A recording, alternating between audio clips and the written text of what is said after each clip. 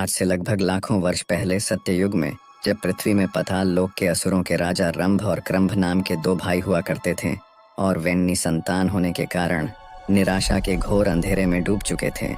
तब उन्होंने देवताओं की तपस्या करने का निश्चय कर लिया, जिसके लिए रंभ ने अग्निदेव को खुश करने के लिए अग्नि के घेरे के बीचों बीच और क्रंभ ने एक झील में आधा डूबकर वरुण देव की तपस्या करने लगा। फिर यूं ही तपस्या करते करते कुछ वर्ष बीत गए और एक दिन यह बात इंद्रदेव को पता चली। फिर उन्हें लगा कि जरूर ये दोनों असुर भाई वरदान पाने के बाद देवताओं का ही कुछ अहित करेंगे। जिसके बाद एक दिन इंद्रदेव धरती पर प्रकट हुए और उस झील के पास जा खड़े हुए जहाँ क्रंभ झील में आधा डूबे हुए तपस्या कर रहा था। फिर इंद्रदेव ने एक विशाल मगरमच्छ का रूप लेकर झील में प्रवेश किया और क्रंभ के ऊपर एक घातक हमला कर दिया, जिससे क्रंभ की तड़प तड़प कर उसी झील में मौत हो गई। और इस घटना का एहसास रंभ को तपस्या करते वक्त ही हो चुका था और उसने अपने तपस्या के तेज से यह भी पता लगा लिया था कि वो विशाल मगरमच्छ कोई और नहीं बल्कि स्वयं इंद्रदेव हैं। रंभ अपने भाई क्रंभ से बेहद प्रेम करता था और वह उसकी मौत का सदमा सह नहीं पाया।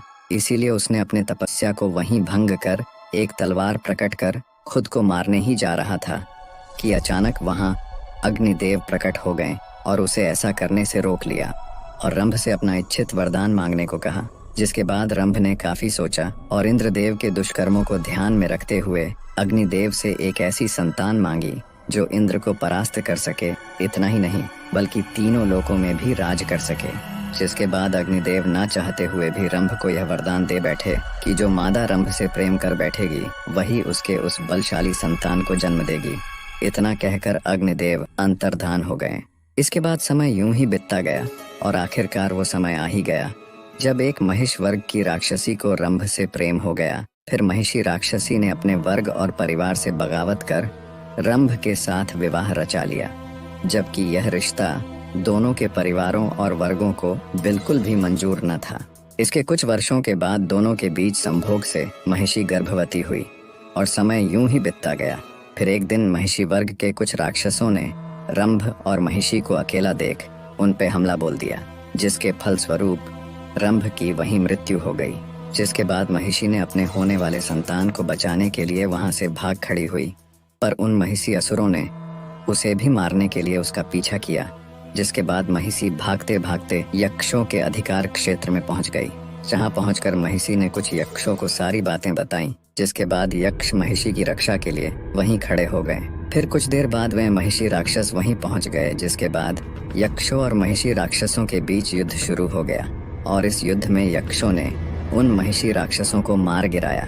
साथ ही महिषी को सुरक्षा प्रदान करने का जिम्मा भी ले लिया। महिषी अपने पति रंभ से अत्यंत प्रेम करती थी और वह उसके मौत का सदमा सहन नहीं कर पा रही थी। फिर कुछ देर बाद यक्षों ने रंभ के मृत शरीर को अंतिम संस्कार के लिए तैयार किया और महिषी को इसकी सूचना दी। फिर कुछ देर बाद यक्षों द्वारा रंभ के चिता को आग लगाया गया और यह देख महिषी खुद को रोक न पाई और उस जलती हुई चिता में कूद पड़ी। जिसके बाद रंभ के साथ साथ महिषी भी उस चिता की आग में समा गई और खुद का जीवन समाप्त कर लिया। कुछ देर तक यूं ही चिता की आग जलती रही, लेकिन कुछ देर बाद उस चिता की अग्नि ने एक भयंकर रूप ले लिया।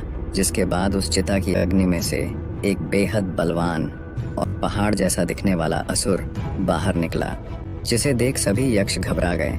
वह इस सृष्टि का पहला ऐसा असुर था जिसे खुद के और अपने लक्ष्य के बारे में सब कुछ पहले से ही पता था और वह असुर कोई और नहीं बल्कि बलशाली महिषासुर था। फिर कुछ देर बाद उसी जलती हुई चिता से दोबारा एक भयंकर विस्फोट हुआ और उसी चिता में से एक दूसरा असुर भी बाहर आया और वो असुर कोई और नहीं बल्कि स्वयं रंभ था, जो कि पुनर्जन्म लेकर दोबारा लौटा था और इस जन्म में वह रक्त बीज था। और यह सब रंभ के द्वारा किए गए अग्निदेव के तपस्या का ही प्रभाव था। इसके बाद रक्त बीज ने महिषासुर को पाताल लोक चलने की बात कही। जिसके बाद महिषासुर ने साफ साफ मना कर दिया। उसने तपस्या और सारी सिद्धियां हासिल करने के बाद ही पाताल लोक में कदम रखने का प्रण लिया। जिसके बाद महिषासुर निकल पड़ा ब्रह्मदेव की तपस्या करने। फिर वह एक शांत वन में जाकर अग्निकुंड का निर्माण कर उसी में बैठ पड़ता है तपस्या करने। और ब्रह्मदेव को प्रसन्न करने के लिए वह एक अति कठिन तपस्या में लीन हो जाता है।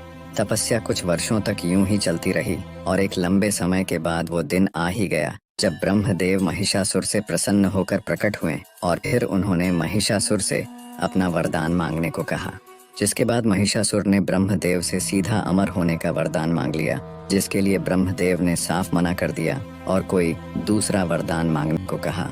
जिसके बाद महिषासुर ने बड़े ही सोच विचार कर एक ऐसा वरदान मांगा जिसके दौरान कोई भी देवता या राक्षस उसका वध न कर सके। दरअसल महिषासुर स्त्रियों को बेहद कमजोर समझता था। उसे हमेशा से यही लगता था कि यदि पुरुष उसका कुछ अहित नहीं कर सकते तो ये स्त्रियां आखिर उसका क्या ही अहित कर लेंगी। और उसने खुशी खुशी ब्रह्मदेव से यह वर मांग लिया। फिर ब्रह्मदेव ने महिषासुर को वरदान में सिर्फ एक महाशक्तिशाली स्त्री के हाथों ही अहित होने का वरदान देकर अंतर्धान हो गए। जिसके बाद महिषासुर जोड़ों से ठहाके लगाने लगा। फिर वह निकल पड़ा और भी अधिक से अधिक वरदान और सिद्धियां प्राप्त करने की ओर। इसके बाद हर एक वरदान प्राप्ति के बाद उसकी शक्ति अर्जित करने की कामना बढ़ती ही जाती। उसने तमाम अलग अलग देवताओं से शक्तियां अर्जित की, जिसके बाद उस समय महिषासुर पूरे ब्रह्मांड का एकमात्र महाशक्तिशाली असुर बन चुका था। फिर महिषासुर पृथ्वी के कोने कोने में जाकर भरपूर मारकाट मचाने लगा।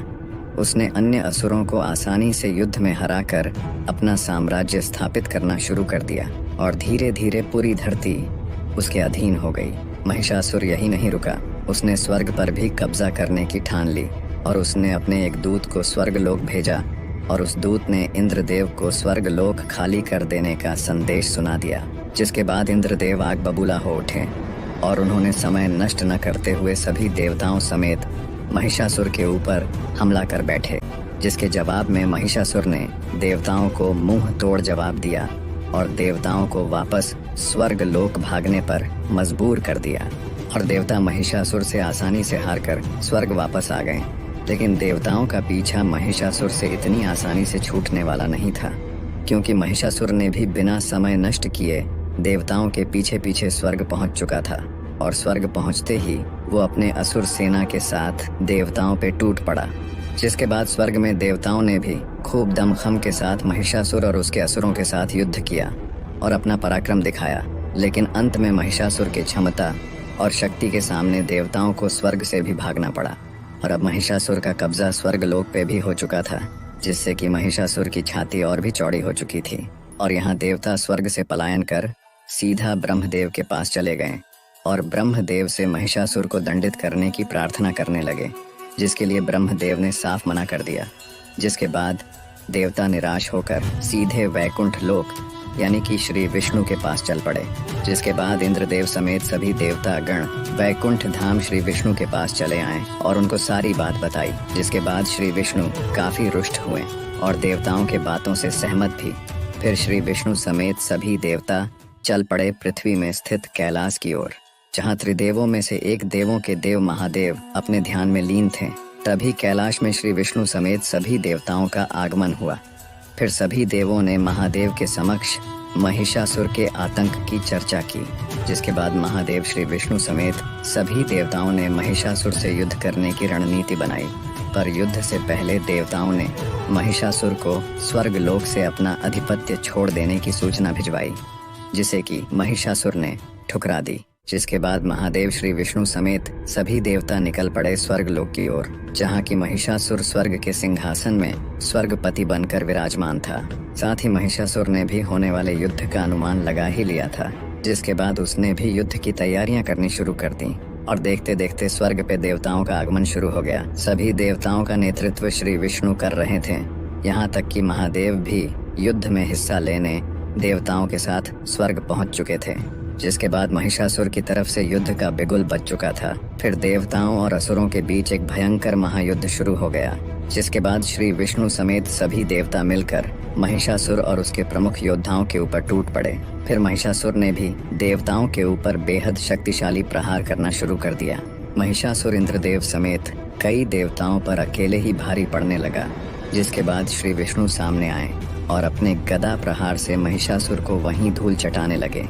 जिसके बाद महिषासुर एक भैंस का रूप लेकर चल रहे युद्ध के बीच ओझल हो गया और फिर अपने स्पष्ट रूप में आकर देवताओं पे दोबारा से टूट पड़ा, जिससे कि कई देवता जोखिम हो गए।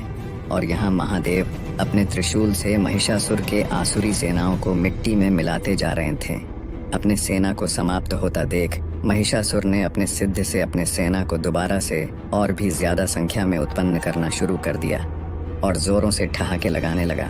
यहाँ महादेव, श्री विष्णु और अन्य देव महिषासुर के सेनाओं को हर बार समाप्त करते जाते और महिषासुर हर बार अपने सेना को पहले से भी अधिक संख्या में उत्पन्न करता जाता। काफी समय तक ऐसा ही चलता रहा, जिसके बाद महादेव और श्री विष्णु महिषासुर पे काफी ज्यादा क्रोधित हो उठे और अपने महाअस्त्रों त्रिशूल और सुदर्शन चक्र को महिषासुर पे छोड़ दिया। जिसके बाद महादेव के हाथ से निकला त्रिशूल और श्री विष्णु के हाथ से निकला सुदर्शन चक्र महिषासुर के शरीर से टकराकर वापस अपने स्वामी के ही पास लौट गए, क्योंकि महिषासुर की रक्षा स्वयं ब्रह्मदेव की वो शक्तियां कर रही थी जो महिषासुर ने ब्रह्मदेव से वरदान के रूप में अर्जित की थी। फिर यह देख सभी देवता अचंभे में पड़ चुके थे और वहां महिषासुर जोरों से ठहाके लगाए जा रहा था। फिर अचानक महादेव और श्री विष्णु को ब्रह्मदेव का संकेत मिला और ब्रह्मदेव ने दोनों त्रिदेवों को युद्ध क्षेत्र से वापस लौटने का संकेत दिया, जिसके बाद दोनों त्रिदेव युद्ध क्षेत्र से अंतर्धान हो गए। फिर यह देख सभी देवता भी युद्ध क्षेत्र से दोनों त्रिदेवों के पीछे पीछे चले गए। जिसके बाद महिषासुर और उसकी असुर सेना हर्ष उल्लास से इस महायुद्ध को जीतने का जश्न मनाने लगे। और यहाँ महादेव, श्री विष्णु समेत सभी देवता कैलाश पहुँचे और इसके बाद वहाँ ब्रह्मदेव भी प्रकट हुए। जिसके बाद महादेव ने ब्रह्मदेव से युद्ध क्षेत्र से वापस बुलाने का कारण पूछा। जिसके बाद ब्रह्मदेव ने महिषासुर को वरदान में दिए गए शर्त के बारे में सभी देवों को दोबारा से याद दिलाया, जिस पे देवताओं ने जवाब दिया कि यह बात तो सभी देव पहले से ही जानते थे, पर वे कर भी क्या सकते हैं। सृष्टि में ऐसी कोई स्त्री है ही नहीं जो महिषासुर के समक्ष ठहर सके। जिस पे ब्रह्मदेव ने कहा कि महिषासुर का अंत करने के लिए एक ऐसी स्त्री होनी चाहिए जिसके पास सभी देवताओं की कुछ कुछ शक्तियां मौजूद हों और उस स्त्री के पास सभी देवताओं की शक्तियों को एक साथ संभाल पाने और उसका सही से इस्तेमाल कर पाने की क्षमता भी हो। जिस पे देवों ने पूछा कि आखिर इस सृष्टि में ऐसी स्त्री है ही कौन। जिसके बाद ब्रह्मदेव के मुंह से देवी पार्वती का नाम निकल पड़ा और उन्होंने कहा कि इस सृष्टि में एकमात्र देवी पार्वती ही हैं जो सभी देवताओं की शक्तियों को एक साथ संभाल सकती हैं और उसका सही से उपयोग भी कर सकती हैं। फिर महादेव और श्री विष्णु समेत सभी देव काफी प्रसन्न और उत्साहित हुए। जिसके बाद देवी पार्वती स्वयं का नाम सुनकर सभी देवों के समक्ष आ खड़ी हुई और सभी देवों ने देवी पार्वती को अभिवादन किया। जिसके बाद देवी पार्वती ने भी सभी देवों को अपना अभिवादन दिया। साथ ही सृष्टि के कल्याण के लिए स्वयं को चुने जाने के लिए ब्रह्मदेव का आभार और खुद को अति भाग्यशाली भी बताया। जिसके बाद महिषासुर से एक महाप्रलयंकारी युद्ध करने के लिए महादेव ने देवी पार्वती को अपना त्रिशूल प्रदान किया। इसके बाद श्री विष्णु ने भी देवी पार्वती को अपना सुदर्शन चक्र प्रदान किया। इंद्रदेव ने अपना वज्र प्रदान किया। इसके बाद सूर्य देव ने अपने रोमकूपों और किरणों का तेज भरकर एक ढाल, इसके अलावा दिव्य तलवार और दिव्य सिंह देवी के सवारी के लिए प्रदान किया। इसके बाद विश्वकर्मा देव ने देवी को एक अभेद कवच प्रदान किया, साथ ही अनेकों अस्त्र भी प्रदान किए और अंत में सभी त्रिदेव समेत समस्त देवों ने अपने अपने शक्तियों का कुछ अंश देवी को प्रदान किया।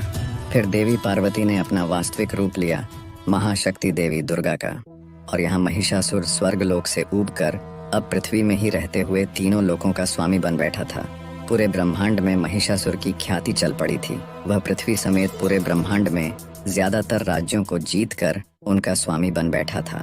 और एक दिन जब वह अपने सिंहासन में बैठे अपने असुर सैनिकों को कहीं आक्रमण करने की आज्ञा दे ही रहा था, तभी अचानक उसके राज्य की जमीन थर्राने लगी, जैसे कि कहीं भूचाल आया हो। पर जब वह अपने महल के बाहर निकला तो उसने देखा कि उसके असुर सैनिकों में भगदड़ मची हुई है। इसके बाद उसका ध्यान दूर से आ रहे विशाल सिंह पे सवार एक विशाल काय स्त्री पे गया, जिसके अनेकों भुजाएं थीं, बेहद लंबे बाल हवा में लहरा रहे थे और पूरा जमीन उस स्त्री के आगमन से ही थर्रा उठा था।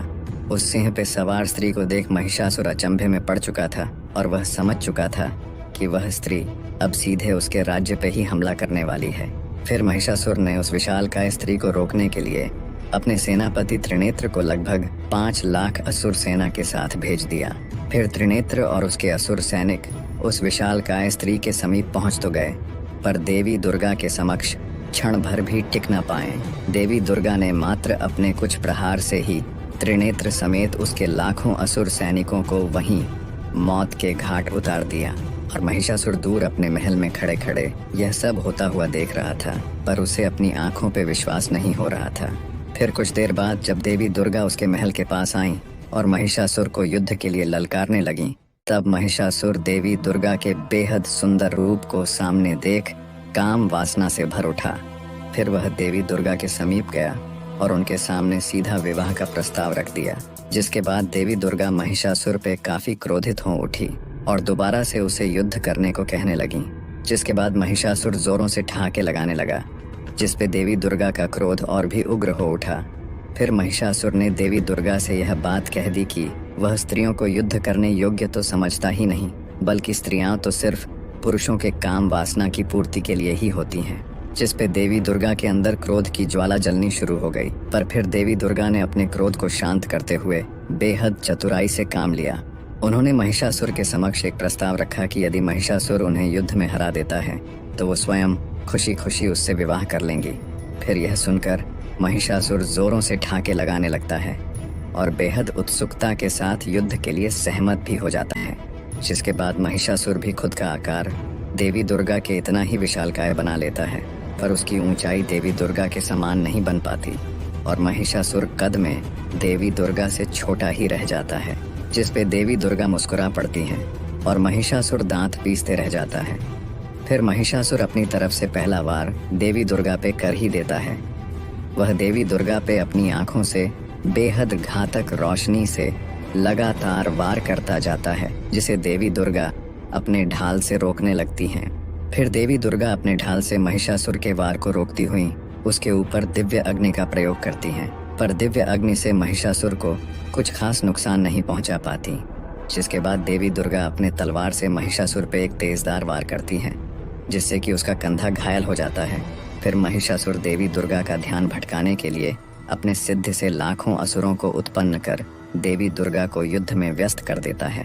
इतनी बड़ी संख्या में असुर सेना को हथियारों सहित एक साथ में सामने आता देख देवी दुर्गा ने एक जोरदार गर्जना भरते हुए अपने सिंह में सवार होकर उन लाखों असुरों पे टूट पड़ी और यह महायुद्ध होता हुआ पूरा ब्रह्मांड बड़ी उत्सुकता के साथ देख रहा था। देवी दुर्गा ने तेज गति में दौड़ते हुए सिंह में बैठे बैठे ही अपने तलवार और सुदर्शन चक्र से असुरों का संहार करने लगी। इतनी विशालकाय महावीरांगना को देख पूरी असुर सेना कांपते हुए पीठ दिखाकर तेजी से भागने लगी, पर देवी दुर्गा ने किसी को भी भागने नहीं दिया, बल्कि सभी का संहार कर अशांत युद्ध भूमि को पूरी तरह से शांत बना दिया, जिसके बाद पूरे शांत युद्ध भूमि में हर जगह सिर्फ धूल ही धूल उड़ने लगे थे।